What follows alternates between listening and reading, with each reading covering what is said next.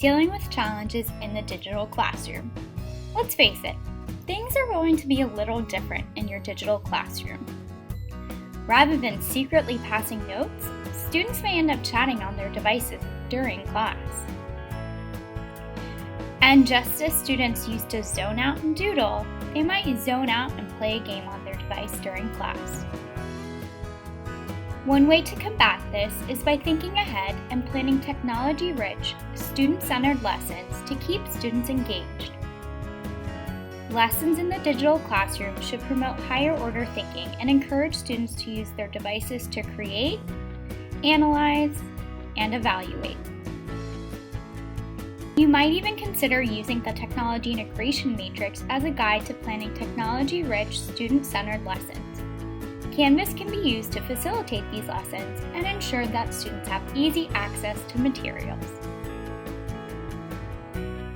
During class, teachers can use LaunchED to monitor student device activity. With LaunchED, you can see what students are doing on their devices in real time.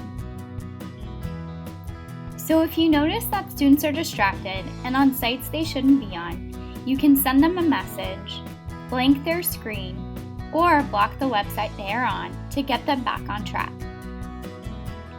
As you transition to teaching in the digital classroom, it's important to always have a backup plan in mind for those what-if scenarios, such as, what if the network goes down?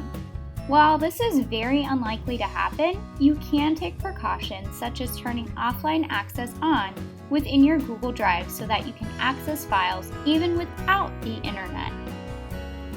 What if a website you need is blocked? Sometimes websites that are great teaching resources are accessible to you at home but not at school. No big deal, just put in a digital support ticket. Keep in mind that it takes a few days for the site to become available on the OCPS network. What if a student forgot their device? The student can either use an available desktop or laptop in your classroom, complete work using paper and pencil, or if the lesson allows for it, collaborate with a peer who does have a device. But what if the student's device is having issues? Whether the device isn't connecting to the internet or turning on, teach your students some basic troubleshooting techniques, such as making sure the device is connected to the OCPS network, restarting the device, or holding down the power button for 30 seconds. Remember that if you're experiencing issues, you should report them and get help.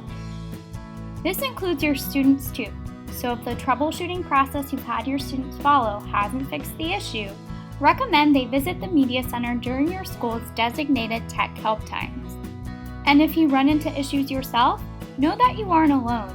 You can seek help from a colleague in the building, submit a tech request to your school's TSR, submit a digital support ticket, or call the ITS help desk.